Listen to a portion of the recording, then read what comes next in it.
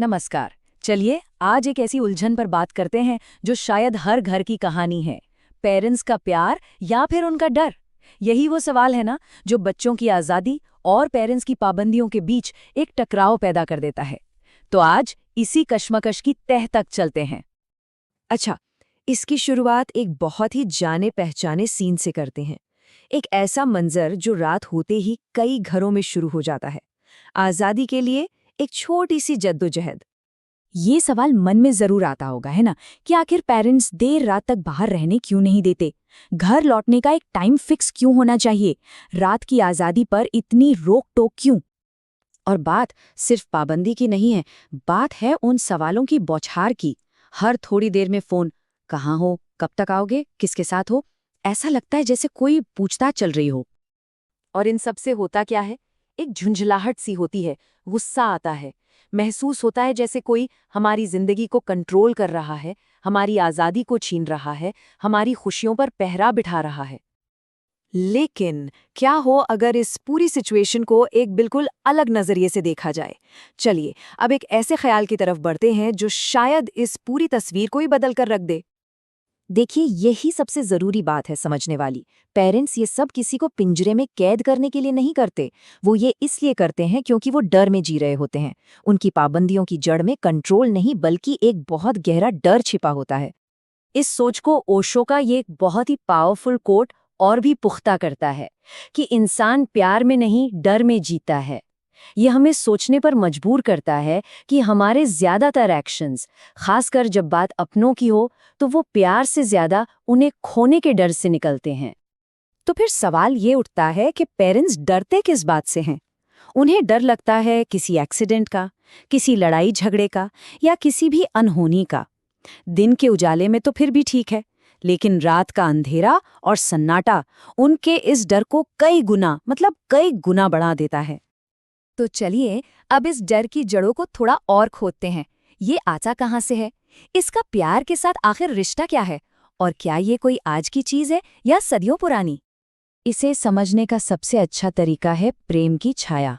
मतलब, डर को प्यार का उल्टा मत समझिए, उसे प्यार का ही नतीजा समझिए। ये प्यार की परछाई है। जितना गहरा प्यार होगा, उसे खोने के डर की परछाई भी उतनी ही गहरी और बड़ी होगी। और आपको पता है, ये डर कोई नया नहीं है, यह हजारों सालों से हमारे साथ है। बस इसका रूप बदल गया है।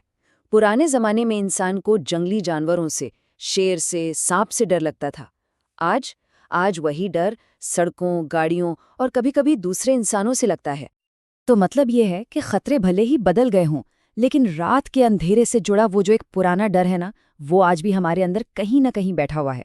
और पेरेंट्स अनजाने में ही सही, यही सदियों पुराना डर अपने बच्चों पर डाल देते हैं। लेकिन जब प्यार को डर चलाने लगे तो उसके कुछ नेगेटिव नतीजे भी निकलते हैं। चलिए देखते हैं कि कैसे ये बचाने की कोशिश ही कभी-कभी एक बंधन, एक पिंजरा बन जाती है। ओशो का एक और कोट इस बात को बहुत अच्छे से समझाता है। डर वो दीवार है जो प्यार को अपाहिज कर देती है। सोचिए, जिस डर का मकसद प्यार को बचाना है, वही डर उस प्यार को कमजोर कर देता है, एक दीवार बन जाता है।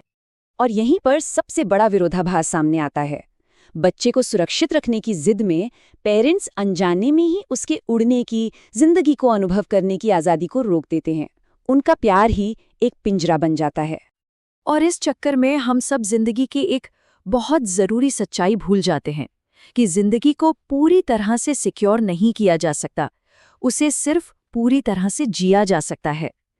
जो इंसान हर पल सिर्फ सुरक्षा ही खोजता रहेगा, वो कभी आज़ाद महसूस कर ही नहीं सकता। तो ठीक है, हमने प्रॉब्लम समझ ली, उसकी जड़ को भी देख लिया। अब सवाल ये है कि इसका हल क्या है? तो चलिए अब इस टकराव से निकलकर एक जुड़ाव की तरफ जाने का नया रास्ता खोजते हैं। यहाँ एक बहुत ही सीधा साधा 3 स्टेप का रास्ता है। पहला, समझिए, ये मान लीजिए कि उनका गुस्सा असल में गुस्सा नहीं, बल्कि डर का एक मुखौटा है। दूसरा, विश्वास बनाइए, उन्हें ये दिखाइए कि आप जिम्मेदार हैं, समझदार हैं।